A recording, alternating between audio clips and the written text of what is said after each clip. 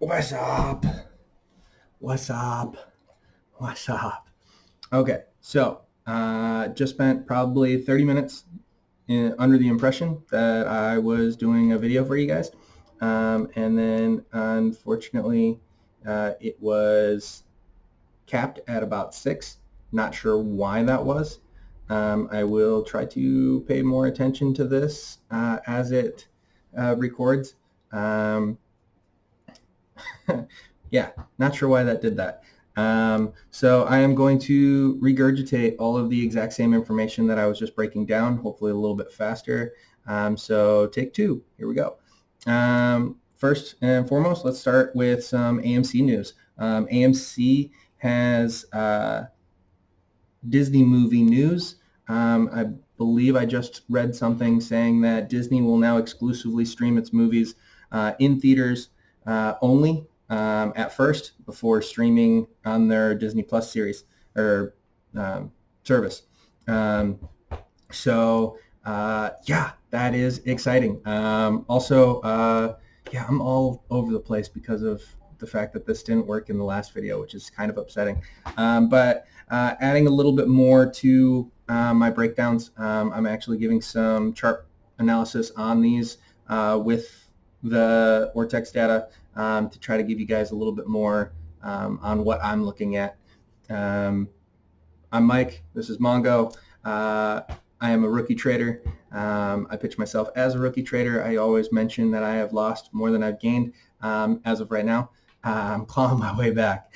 And the reason why I do that is to kind of, I don't know, warn or educate people that that I have suffered those losses. I know what that's like. I've learned the hard way. I've learned from those mistakes. So I thought he was about to bark at the scarecrow again. There's a decoration out in the neighbor's yard that he is not a fan of. In the last video, he was going off about it. But yeah, I know some people have commented, why do you mention that as the first thing? Or have messaged me saying, hey, why are you telling people you've lost more than you've gained? Why would anyone listen to you? And it's like, hey, the reason why I do that is to mention, hey, like I've learned the hard way. I've made those mistakes, and I just want to present you some information that I'm using now to keep myself from making those mistakes. So then you don't have to do the same thing. Because the statistics on new investors and how much money they lose and how quickly they lose it is like astounding. Not a financial advisor, like I said. I also now have a little like watermark thing that I figured out. Look at that. Woo-hoo! I'm still trying to figure out how to multi-screen stream so then I can kind of like throw up some charts and kind of give you guys an idea, and then also maybe click around on some Ortex data just to kind of give you guys an idea of like what I'm doing to get all this information before I provide it, and then like how you might be able to get to it to yourself, because I always recommend that you do your own DD, your own research, your own homework, and have your own convictions on a play before you make it. But let's get into the data. So first and foremost, AMC utilization 91.44, which is down from the last video. 18.42 short interest, which is up from the last video, and then 2.1 average cost to borrow, which is up from the last video. I see strong support at 48.28. Hopefully it doesn't drop back below 50. I would prefer it to stay well above 50. And then I see resistance at 52.48 right now, that area. So really interested to see how things happen over the weekend, because a strong finish on a Friday has been something that I've been wanting and looking for a long time. Seems like Fridays have been more red for us AMC fans, so that was exciting. And then, oh yeah, I have newer subscribers, so I maybe should mention, like I said, the last video was so clean and set up, and then all of a sudden it stopped at 6 minutes, and that's a bummer. So sorry about the frustration in this one. Yeah, what I typically end up looking at is just Ortex data, and then I take it into the chart. I look for more short squeezy potential plays. and I focus on 5 things: outstanding shares, free float percentage of those outstanding shares, utilization, short interest, and cost to borrow. And then I take that information, I write it all down on, let's see, 27 plus 24 different stocks I'm looking at right now. So 51.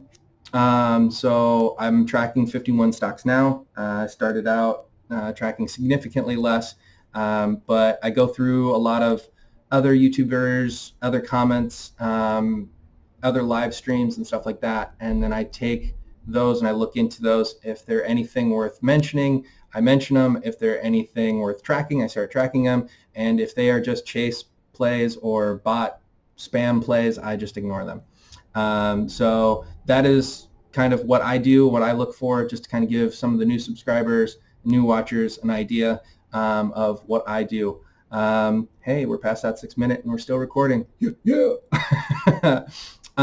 So into the top 5 plays that I'm watching right now, and they're not in any particular order. Obviously, AMC is one that I am significantly in, and I have been in since like the $12 area.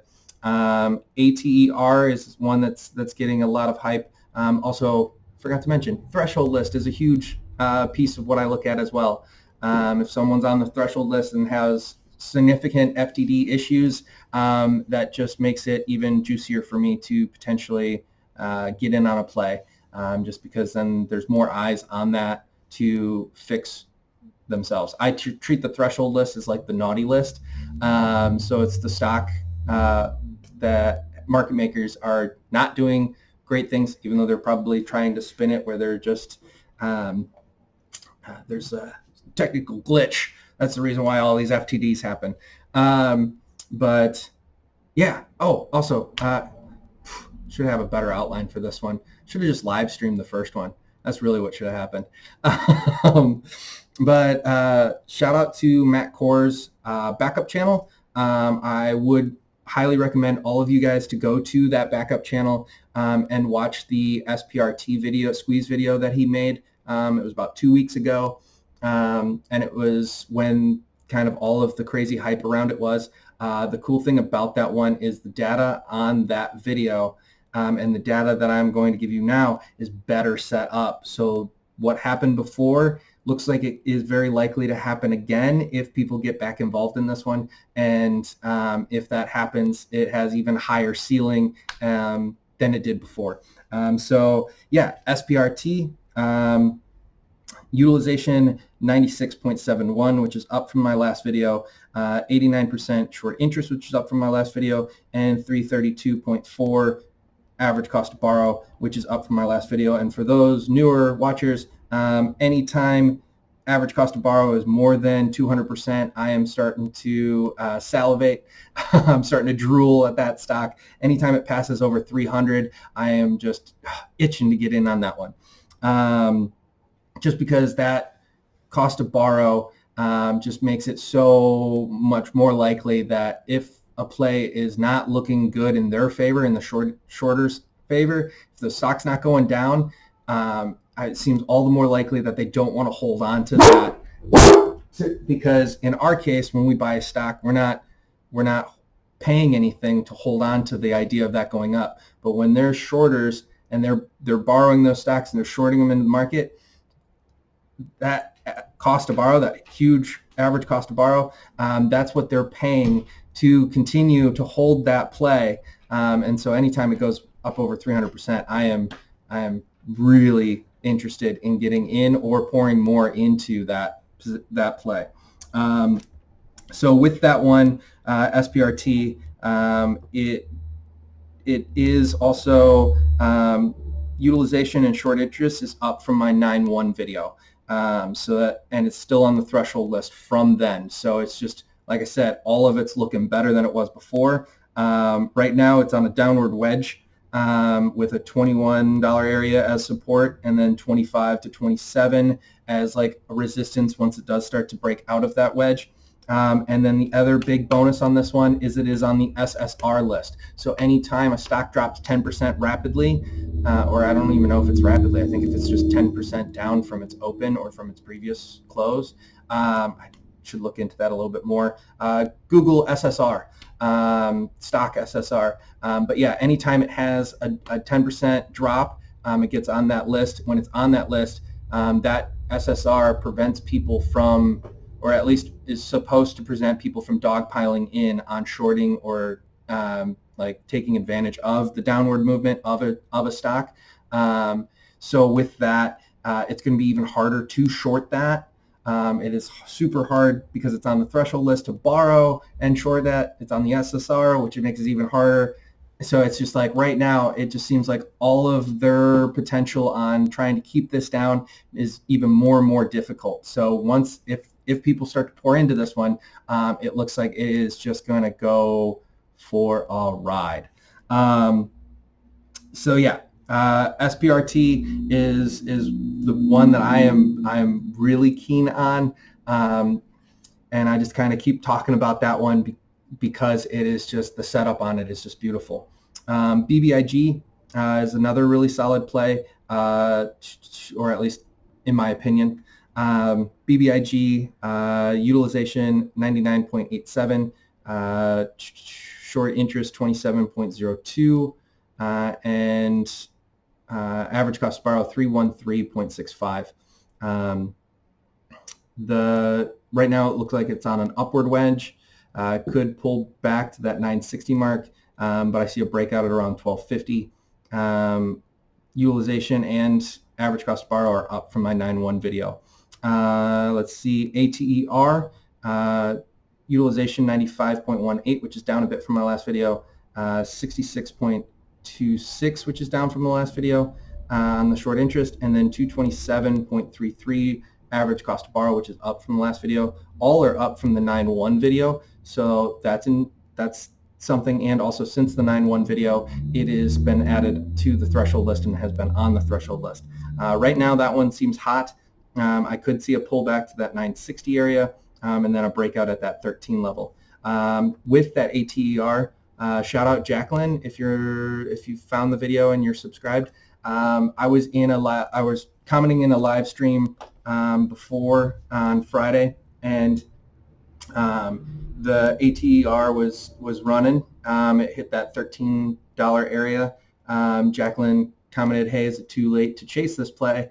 And I came in and said, "Yeah, hey, I feel like this is RSI super blown out. MACD starting to turn a little. It does feel like it would be a top tick, and I personally would recommend, or I personally would not get into this at this time." And people just jumped in and tried to tear me apart, saying, "Oh, you're gonna regret saying that. This is going to the moon, blah blah blah blah blah." And within minutes, it turned, and then throughout the day, it was coming down. I think it finished off around that, or it touched into that 1150 area, and she thanked me, which obviously if I was wrong, I would have admitted I was wrong, but it just didn't look like it was going to continue. It looked too hot, and did look like a chase, and so it made me feel real solid that I saved someone from getting in on something that would have potentially been like an instant loss situation. But now that it's down in that $11 area, if it does start to show strength and going up, then I would note, obviously right now it looks better of a play than it did when it was at 13. But like I said, I just feel like it is still pretty hot, depending on what happens in the pre-market on Monday. Maybe try to see to make a play on that, but I do see that it could pull back a bit before taking another run. What's up, buddy? Let's see. Another one that's high up on my list is BTCM, utilization 99.76, which is up from the last video, 13.85 short interest, which is up from the last video, 322.58 average cost to borrow, which is up from my last video. All of which are also up from the 9.1, and then those of that have watched me, anytime that things go those three things go up from my last video, I call out the +3 because anytime there's a +3, it gives me more confidence and conviction in that play if I'm in it already, or gives me more confidence to get into that play. BTCM, I see support at the 955 area and breakout at that 1465 area. So yeah, and then I'm actually going to split this into 2 videos because I do usually do all of it in one. I cover my main plays and then my sleeper plays, but I think I'll just keep this the main plays, and then I'll post a second video later today with the sleeper plays. But to cover a couple other things that get talked about a lot, any looks really weak. Utilization 64, or ANY, utilization 64.71, which is up from my last video, but significantly down from the 9.1 video. Short interest 0.52%, which is really low. And then average cost to borrow 129.37. Like I said, all of those things are down from the 9.1 video. I feel like it made its run. The chart looks weak. If any of that starts to turn around, I'll update you guys. But as of right now, it seems like there's such better plays, other plays that are out there. APPH, which is a threshold item, but yeah, any is still on the threshold list as of right now. So it could do some stuff, but right now it's just not looking like it's strong. APPH is also a threshold item. It is one that I've been tracking for a while now. I did get in on it a little bit. It's not doing so hot, but I do feel like it could potentially turn around. The utilization 88.63, which is down from the last video. 22.16 short interest, which is up from the last video, and then 13.27 average cost to borrow, which is down from the last video. All are down from the 9.1 video, so it does look a little bit weaker. I do see a breakout at that $9 level, so that's what I'm looking for. Luckily, I didn't have a longer play on that, so we'll see. Some others that I do like, ME, 98.36 on the utilization, 10.47 on the short interest, and then 16.28 on the average cost to borrow. That did get a +3. All three are up from my last video on, let's see, on Thursday night, Friday super early morning. Sort of an upward wedge with that one. It looks like it's going to be a slower play. That wedge looks like it's probably not going to really hit its point until about 10.7. I do see a breakout at that 9.32, so I probably set some alerts on that one, see if that one starts to get some volume. If it does, it is a lower float situation, so it could be some movement. CRCT has been and still is one of my favorite picks. It isn't on the threshold list, but it is 99.46 on the utilization, which is down a little bit from my last video, 26.05 short interest, which is down a bit from my last video, and then 32.43, which is also down a little bit from my past video, but all are up from my 9.1 video. Might pull back for a cup and handle or for like a retest of a support, but I do see a breakout at that 38.27. I did go up over 100% on some plays since I've called out this one, so I did take some profits on it because I do see that it could cool off. But for those of you that did get in on it, I hope you cashed in a little bit while it peaked out on Friday. But those of you that haven't gotten into it, maybe set some alerts on this one, see what it might test, take a look at the chart, because it has been one of my main ones that I've been mentioning because no one else is mentioning this one or that I've seen. So I feel like if that one did get some more attention, the outstanding shares on that one is 222 million, 0.23, and then the free float percentage on that is 9.86, which is a crazy low free float percentage. So that is the one of the big reasons why I've been watching this one, and it's been moving in a good direction consistently. So I would look at that chart, take a peek, maybe add it to your watch list, see what happens. VIH, which is one that gets talked about a lot. I do feel like the other plays are better. Utilization 98.9, short interest 47.67, average cost to borrow 2.93, super low average cost to borrow, which is the reason why I lean away from it. MVST, which is a newer one that I added this past week, 99.32 on the utilization, which is down a bit from the last video. 4.90 short interest, which is down a bit from the last video, but 259.51 average cost borrow, which is up from the last video. I do see a breakout at that 1591, but it does look like it might want to retest that $10 area. So just kind of keep an eye on that one, see what happens. ZEV was on my playlist. I wanted to add it on Friday, but I just didn't have enough movement in other plays to get out and cash in and then get into ZEV before it started to run. So I didn't force my way into that one because it did make some movement on Friday and I didn't want to chase. I am going to track that one some more and see what happens. All three are down from the previous video.